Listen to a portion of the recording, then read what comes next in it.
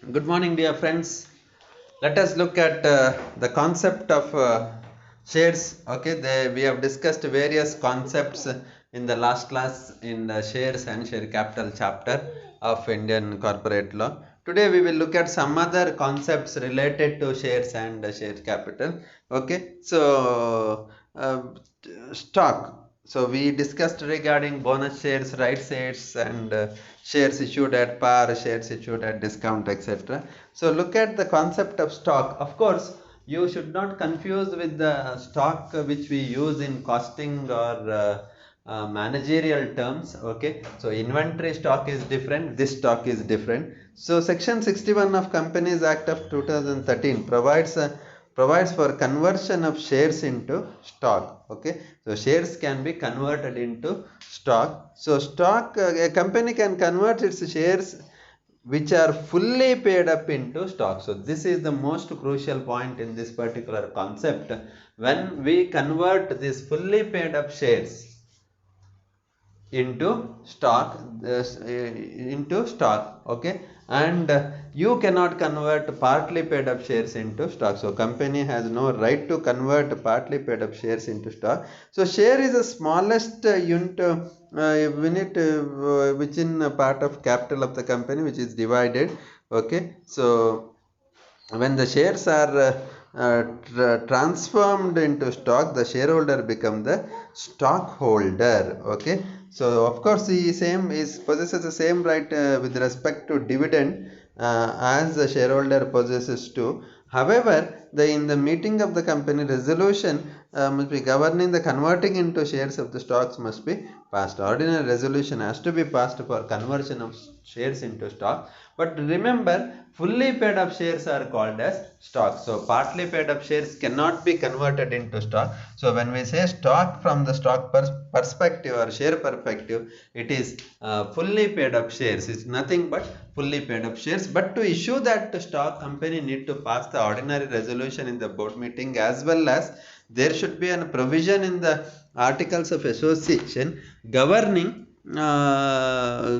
stating that company can issue shares stock. Okay, now let us look at the difference between share and stock. So share is the smallest part of the share capital of the company, which highlights the ownership of a shareholder. Okay, but stock is a bundle of shares. I said it is fully bundle of fully paid up shares is called as stock. So stock is a bundle or a bunch of fully paid up shares. So the share is originally issued while the original issue stock is impossible.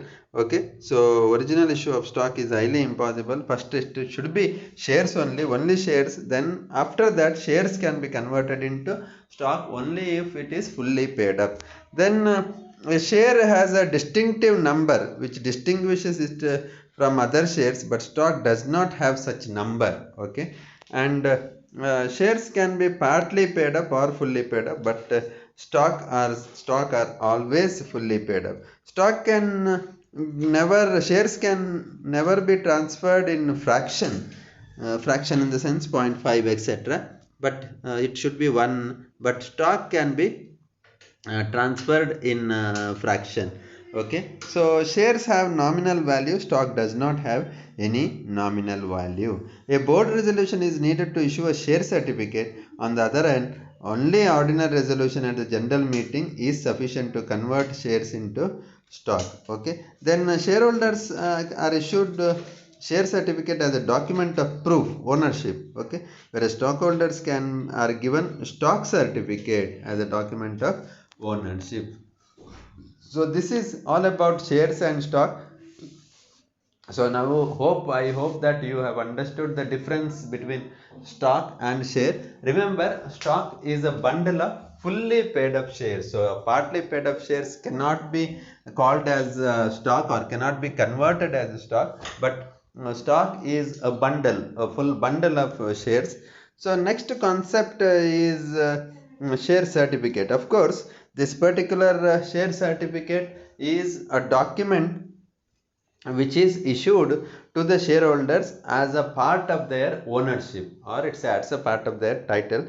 So soon after the allotment of shares and preparation of register of members, the company secretary proceeds with the issue of share certificate to those who have been allotted with the shares. Okay, it's the company secretary duty to issue share certificate to all the members. So share certificate is a document issued by the company under its common seal, specifying the number of shares held by the member as per section 46. So 46 section of Companies Act of 2013 says share certificate is a document which is issued to the shareholder, okay, stating the number of shares. So those who are allotted with the shares are given this particular certificate or document which states that they are the owner of these shares. They are the owner of the shares. Of course, at present context, we don't find a physical form of share certificate. In olden days, usually when shares are purchased, you were getting like a certificate which we have a mark certificate, etc. So like that, a document were given to the shareholders, those who purchased the shares are allotted with the shares. But thereafterwards, slowly, we all know it, technology and dematerialization of stock took place, and today we don't find any physical form of share certificate. We find only online form of share certificate, or it's just a mail which comes to shareholder stating that he has owned these many number of shares. But of course, it is under the instructions of the company and under company seal only it is coming. So let us look at the contents of the share certificate. So in this particular share certificate, there is name, address, common seal of the company, name and address of the members. Okay, so name and address of the company is there, name and address of the members are there, number and class of shares are also allotted. So how many number of shares are allotted, what class they are, so that will be mentioned. Serial number of the share certificate is very crucial because it specifies the share certificate issued to the particular shareholder. Distinctive number of shares included in the share certificate, so whether it is 500 shares, 100 shares, etc. Face value of the share certificate and the amount paid on each share. So what is the face value, real value of that particular share, and what is the amount paid.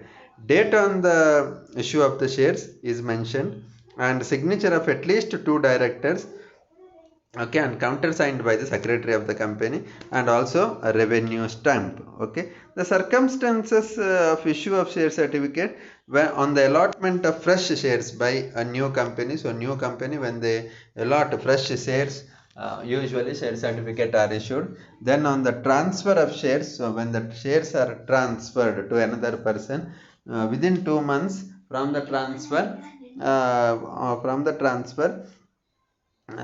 within 2 months, share certificate has to be issued. On the transmission, of course, you have not heard the concept of transmission yet.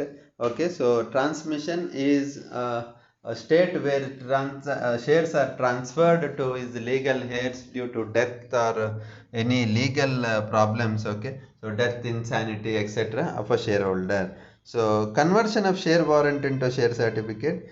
Okay, share certificate. Then on the transfer part holding of shares, transfer of part holding of shares, or on the surrender of lost or defaced share certificate. So on the surrender of lost or defaced share certificate. So what are the rules with regard to issue of this share certificate? So first one is company must pass a board resolution to issue the share certificate, and the name of the member, number of shares held, amount paid on each shares must be mentioned. So every certificate must be issued under the common seal of the company, and it should be signed by at least 2 directors and countersigned by the company secretary.